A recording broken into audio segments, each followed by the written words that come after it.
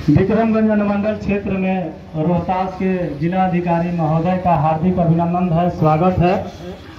आप सभी नागरिकों से आग्रह है कि डीएम सर का जोरदार तालियों के साथ स्वागत कीजिए।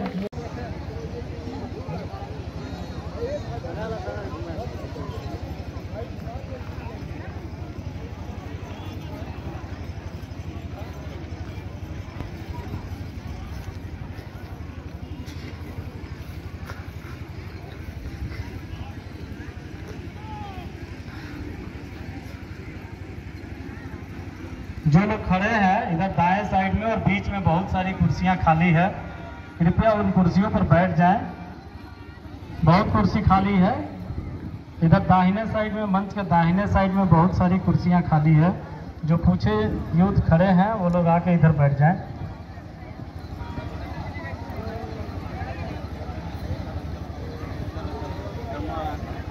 एकदम बढ़िया सीट है, देखिए रास्ता छोड़ देंगे। कॉलम देखा था हमारे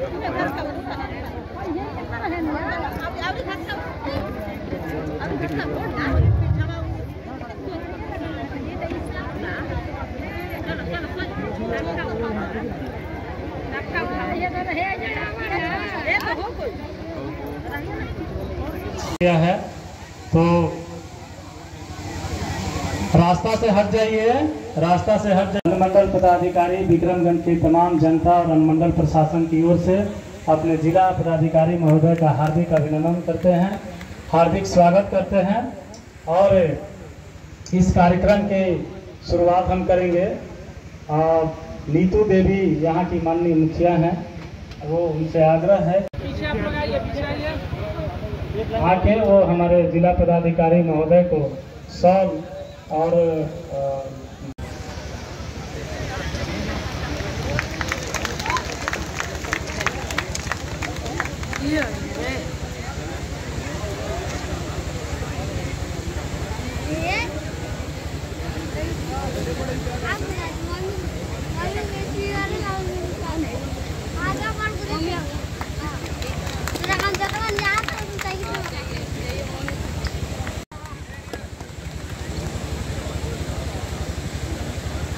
फोटो भेजेगा।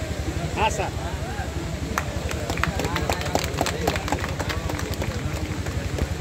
ऊपर लिखल जहाँ तरह कौस्तर मार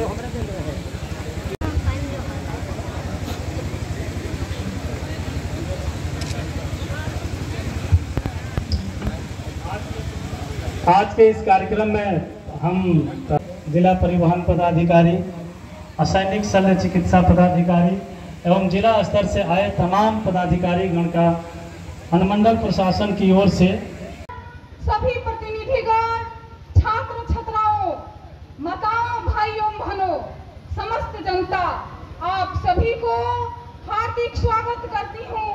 मैं मोरौना पंचायत की मुखिया नीतू देवी आप सभी को ढेर सारी शुभकामना देती हूँ। बड़े हर्ष की बात है कि जिसमें 50% सब्सिडी दिया जाता है, यानी कि 50%, 5 लाख आपका सब्सिडी के रूप में मिलता है, जो कि सरकार माफ़ कर देती है। बाकी जो आपके 5 लाख बचे उसको 7+1 साल का मोरेटोरियम पीरियड होता है और 7 साल में आपको इंस्टॉलमेंट में धीरे धीरे करके वापस करना होता है।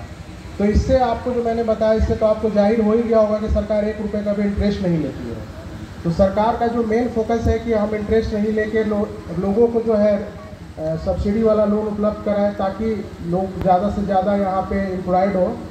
अब इसका जो आवेदन है वो कौन कौन कर सकता है? इसका आवेदन करने के लिए जो आयु सीमा है वो न्यूनतम 18 साल है और अधिकतम 50 साल है। इनके बीच में जो भी हो वो आवेदन कर सकते हैं। जैसा कि अभी आप सभी जान रहे होंगे कि अभी कुछ दिन पहले मुख्यमंत्री उद्यमी योजना का फॉर्म निकला भी था, काफ़ी लोगों ने अप्लाई भी किया है। और इसमें आवेदन करने के लिए पहले जो योजना शुरू की गई थी तो सबसे पहले अनुसूचित जाति और जनजाति के लोग इसको अप्लाई करते थे, लेकिन बाद में सरकार ने फिर इसमें ईबीसी को जोड़ा, फिर उसके बाद महिला को जोड़ा और युवा को भी जोड़ दिया। और इस साल से आप लोग को जान के खुशी होगी कि सरकार ने अल्पसंख्यकों को भी इसमें इनरोल कर दिया है, जिसका फॉर्म अभी वर्तमान में निकला भी हुआ है। 5 अक्टूबर से इसका अप्लाई किया जा रहा है और 20 अक्टूबर लास्ट डेट है। तो मेरा अनुरोध होगा कि अगर अल्पसंख्यक समुदाय के लोग यहाँ पे हैं तो इस योजना में ज़्यादा से ज़्यादा फॉर्म अप्लाई करें, क्योंकि इस योजना में जितना ज़्यादा अप्लाई करेंगे आपको मौका उतना मिलेगा अपना काम स्टार्ट करने का। इस योजना में जो सिलेक्शन किया जाता है वो आप जब फॉर्म जो है आप कहीं से भी आप ऑनलाइन कर सकते हैं, साइबर कैफे में भी जाके कर सकते हैं, अपने मोबाइल से भी कर सकते हैं, घर बैठे कर सकते हैं। अगर आपको परेशानी हो रही है तो जिला उद्योग केंद्र जो फजलगंज स्टेडियम के पास अवस्थित है वहाँ भी आ सकते हैं, हम लोग भी पूरा हेल्प करते हैं। जब आप एक बार आवेदन कर देते हैं उसके बाद फिर हम लोग इसको विभाग जो उद्योग विभाग पटना में है वो रैंडमाइजेशन के माध्यम से यानी लॉटरी के माध्यम से सिलेक्शन करती है। तो जिसका लॉटरी के माध्यम से हो जाता है उसको फिर फर्स्ट किस्त के रूप में 4 लाख रुपया सबसे पहले ट्रेनिंग दी जाती है। ट्रेनिंग देने के बाद जैसे ही ट्रेनिंग कंप्लीट होता है उसके खाते में 4 लाख रुपया उद्योग विभाग दे देती है। उसको 4 लाख देने के बाद ये हमारी अपेक्षा रहती है कि 4 लाख से आप लोग सेट बनाएं और कुछ मशीन खरीदें। उसके बाद हमारे उद्योग केंद्र जिला उद्योग केंद्र से उद्योग विस्तार पदाधिकारी आपके यहाँ जाते हैं, इंस्पेक्शन करते हैं। इंस्पेक्शन करने के बाद जब रिपोर्ट आता है तो उसके बाद फिर से हम लोग दूसरा किस्त के रूप में अगर आप सारा काम जो नियमों के अनुरूप है अगर आप किए हैं तो 4 लाख रुपए का दूसरा किस्त फिर मिल जाता है आपको। फिर उसके बाद जो है उसमें उस 4 लाख से भी आपको पुनः मशीन खरीदने के लिए मतलब उसका रूल में है कि आप 4 लाख से पुनः जो है मशीन खरीदेंगे। फिर उसके बाद फिर उद्योग विस्तार पदाधिकारी इंस्पेक्शन करते हैं और फिर पुनः हम लोग 2 लाख रुपए दे देते हैं। और इसका जो रिपेमेंट का मैंने बता ही दिया आप लोगों को कि 7 साल में किया जाता है।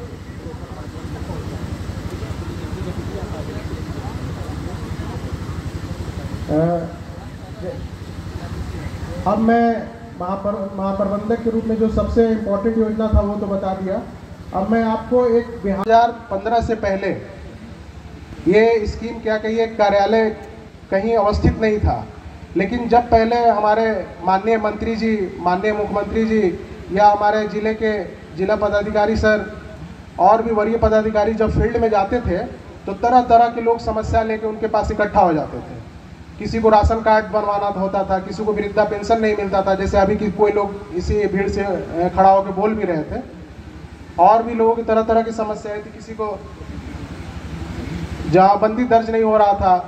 तो उन ऐसे लोग बहुत जब तरह की समस्या आ रही थी तो सरकार ने इस पर एक रिवोल्यूशनरी स्टेप लिया कि बिहार में जितने भी अनुमंडल थे प्लस जितने भी डिस्ट्रिक्ट हैं वहाँ पे अनुमंडल लोक शिकायत निवारण पदाधिकारी का एक कार्यालय बनाया गया और जिला में जिला लोक शिकायत निवारण पदाधिकारी का बनाया गया।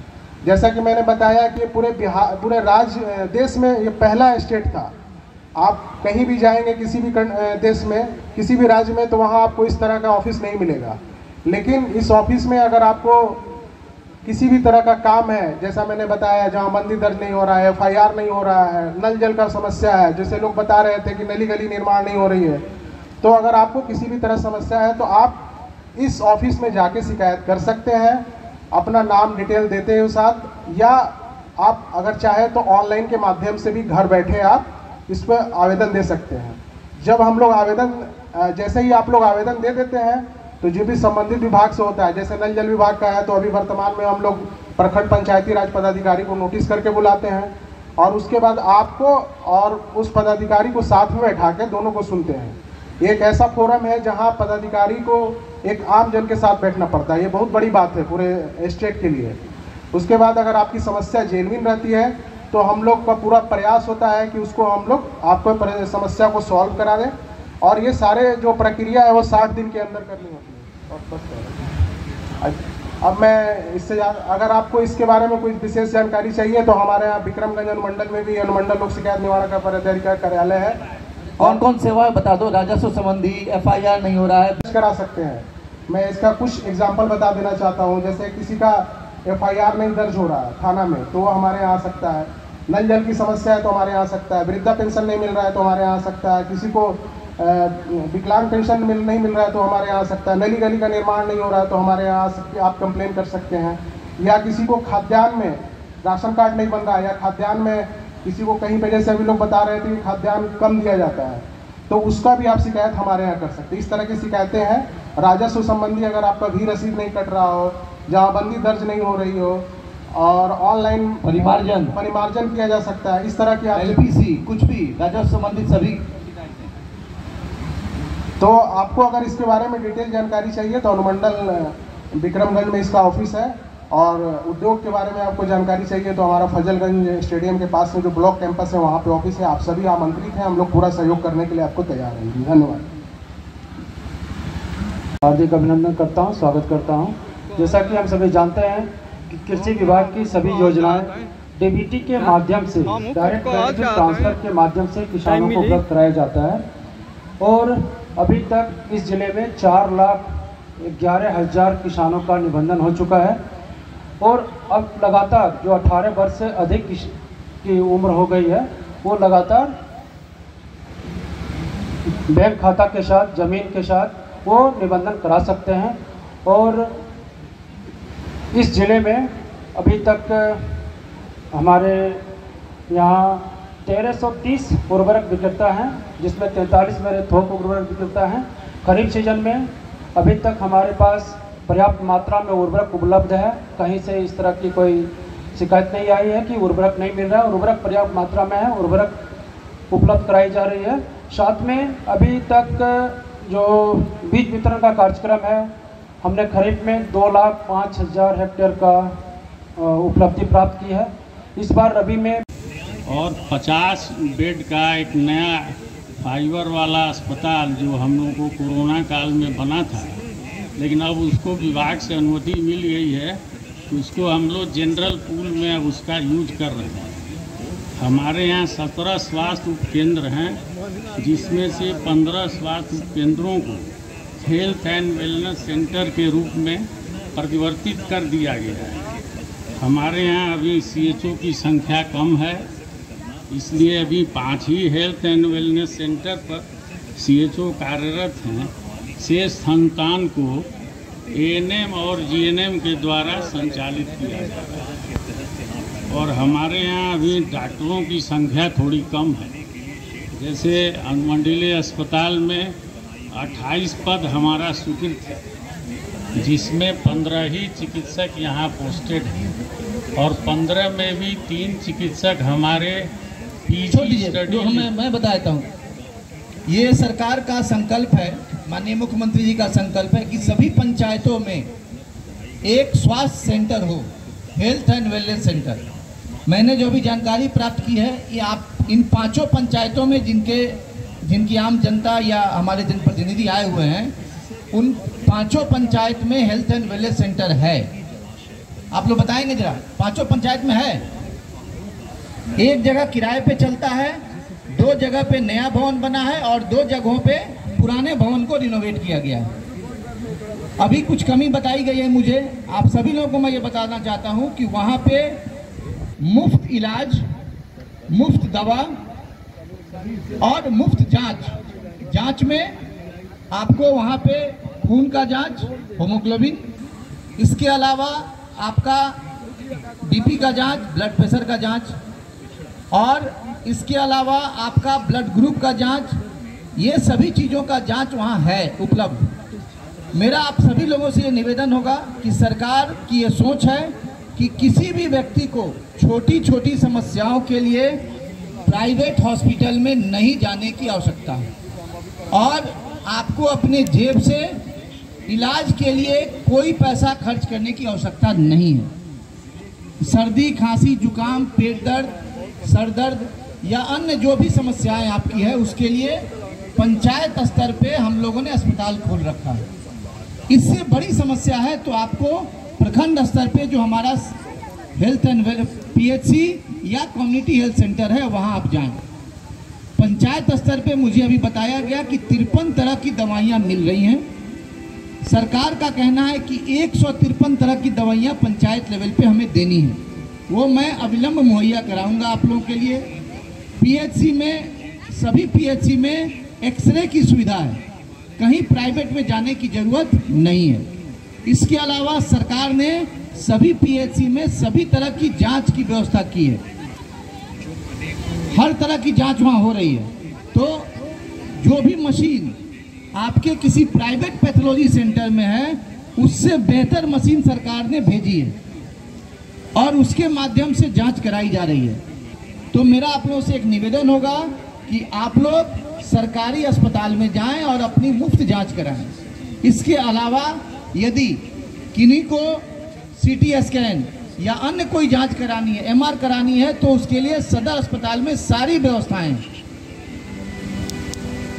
और इमरजेंसी की सुविधाएं हैं, अन्य सुविधाएं हैं। इसके अलावा जो गर्भवती महिला अपना जांच कराना चाहती हैं, प्रत्येक 9 तारीख को, प्रत्येक माह के 9 तारीख को हर एक हमारे पंचायत लेवल पे उनकी जांच होती है।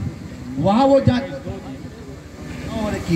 9 तारीख और 21 तारीख दोनों दिनों में हम लोगों ने आशा को निर्देशित किया है कि सभी गर्भवती महिलाओं को लाके वहाँ इलाज कराएं, ताकि सरकार की जो सोच है स्वस्थ माँ, स्वस्थ बच्चा और स्वस्थ समाज हमारा, उस सोच में के लिए मैं आप लोग भागीदार बने। और तीसरी बात मुझे कहनी है कि निश्चित रूप से सभी गर्भवती महिलाएं यदि 102 नंबर पे अगर आप कॉल करेंगे, आपको मुफ्त एम्बुलेंस दिया जाएगा घर से अस्पताल तक आने के लिए। और इसके अलावा यदि आपका प्रसव जो है अस्पताल में होता है तो आपको कितना पैसा, 1400 रुपये आपको मिलेगा। पहला संतान होगा तो अलग से 2000 रुपया मिलेगा, 2 कन्या संतान होगा तो 2-2000 रुपया अलग से मिलेगा। और इसके अलावा सभी दवाइयाँ आपको मुफ्त मिलेंगी। तो निश्चित रूप से सरकार संकल्पित है कि आपको बेहतर स्वास्थ्य व्यवस्था दे और आपको कुछ नहीं करना है, 102 नंबर पे कॉल करना है। एम्बुलेंस